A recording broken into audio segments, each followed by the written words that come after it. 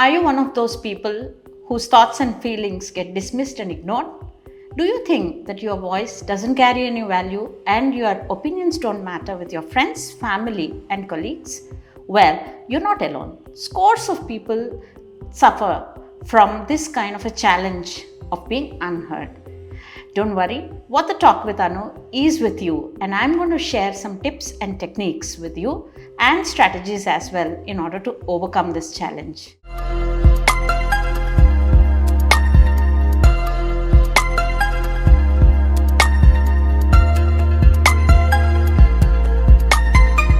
I have many people coming to me about this particular problem. Their voice is not heard, be it family members or friends, colleagues, or the loved ones. They say that their voice is not heard. If you go onto the internet or go to a counselor, generally the first reason for being unheard is either you do not have the confidence, you lack in confidence, or you don't have the right authority to talk, and so many other reasons are cited. But I'm going to share with you today 5 different strategies which will help you overcome this situation, and these are in addition to what you learn from all of them. The first strategy is to be credible and not to make any noise. The second strategy is to be realistic, factual, and logical. The third strategy is to listen, observe, and empathize. The fourth one that I'm going to share about is to engage and tell a story. The last one is always to appeal to higher, bigger, better, and all-inclusive causes so that you are heard. So don't forget to be with me till the end of the video so that you can learn from all these, and then next time when you go and speak, either professionally or personally, you will definitely be heard. The first strategy that I'm going to talk to you about for being heard is very simple. Be credible and make no noise. You don't need to make noise in order to be heard. This is what everybody fails at. We feel that when we talk more or when we express more, people will listen to us. And it's exactly the opposite. Sometimes it's like you have to get credible. You have to have some kind of an expertise or authority in a situation to be heard by others. Now, what do I talk in terms of strategies? For you to be heard in these kind of situations, either of these should be there. A, you're a domain expert and people will listen to you. For example, a doctor giving an advice about what medicine to be taken or what precautions have to be taken for some kind of a symptom to subside. B, you should be a person who is in authority or who knows what has happened, or a person who carries that kind of a knowledge which can make people listen to you.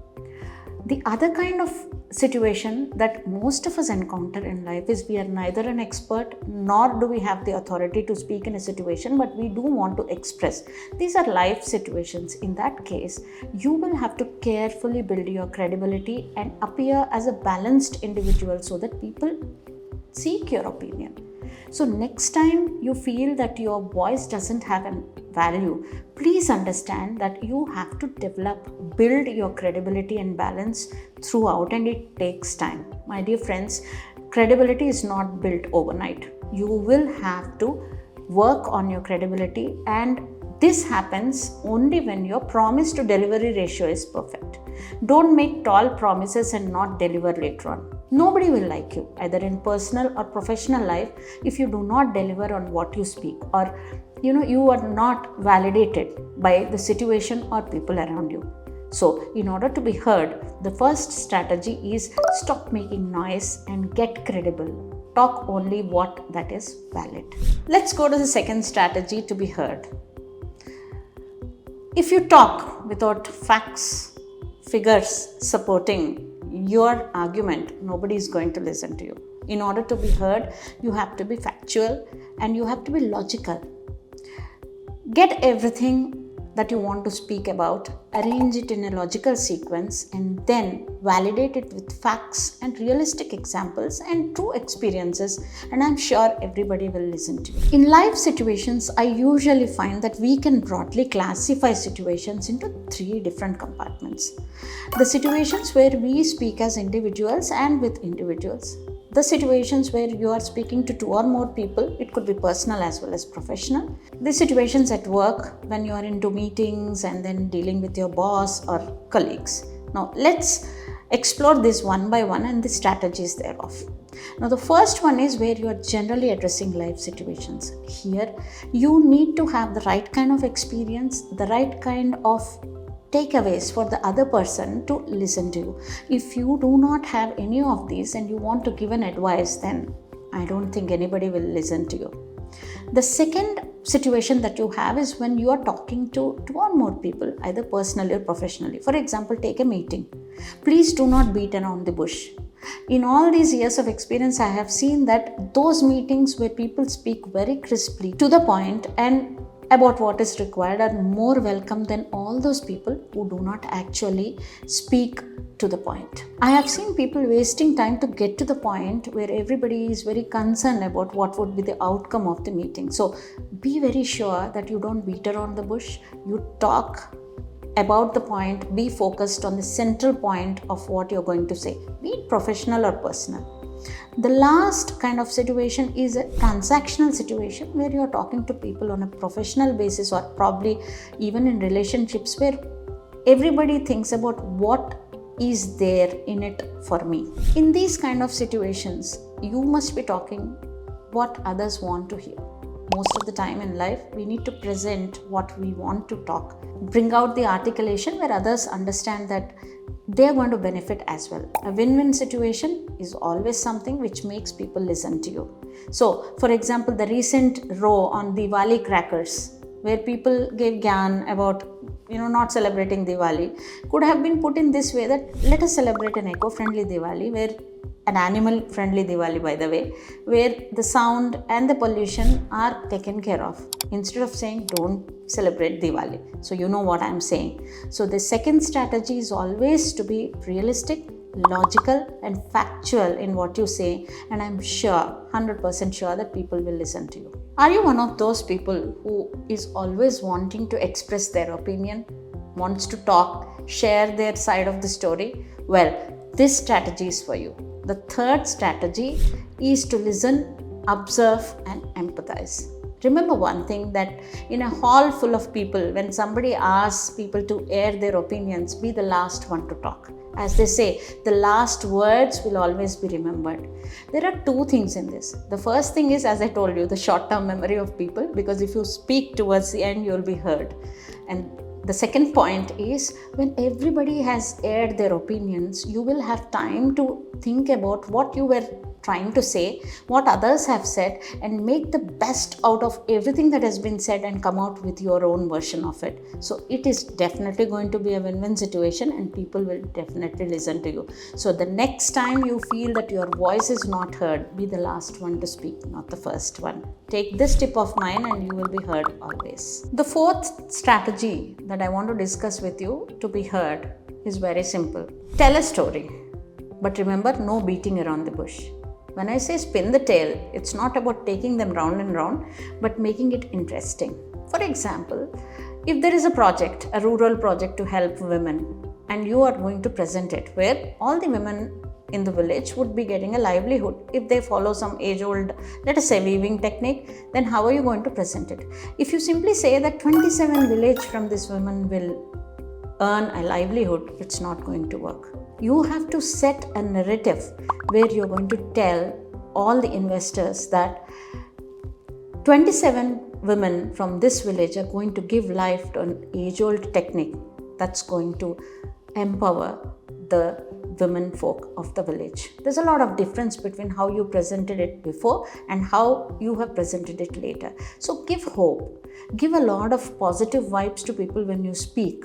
It's very easy to point out, but if you narrate it as a story, articulate it well, present the right facts at the right time, the timing is also very important, you are bound to be heard by people. People cannot ignore you. So next time you feel that your presentations or your talks or your proposals are not okayed by people, you will have to understand what they want and try to tell a story to them which could be their own story or interesting to them. So I hope you'll work on this. The last technique, the fifth one, and I can vouch for it, is the one that I often practice. That is appealing to always bigger, higher, better, and all-inclusive causes. This is a win-win. I have found that people always love to listen to people who have something for everyone in what they do, what they say.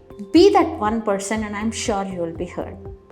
There should be some kind of a hope, a reward, a memory, or some tips, techniques, or solace.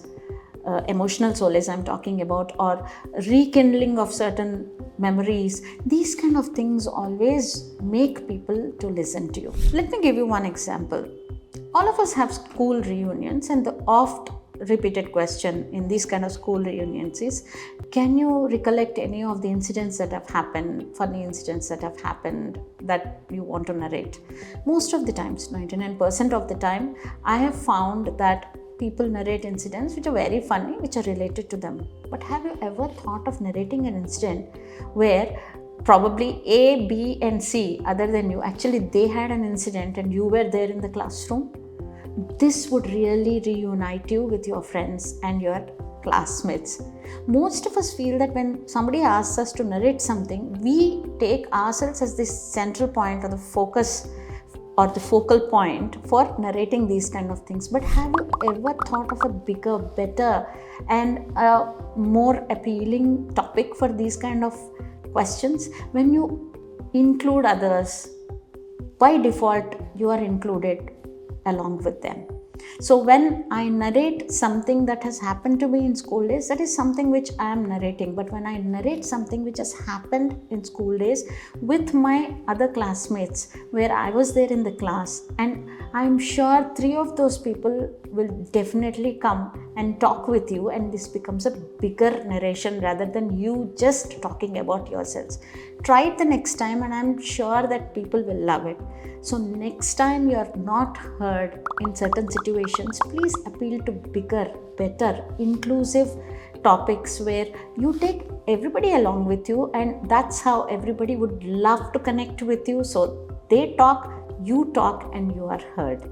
So in this episode of What to Talk with Anu, I tried my best to put in all the years of experience that I have to understand why people are unheard. I shared 5 different tips which are very simple and they can be easily followed, and I'm sure you're going to do very well the next time you're going to speak, and you will never ever have this problem of being unheard. For now, I'm signing off, but before that, like, share and subscribe to this channel called What to Talk with Anu. So long, see you again.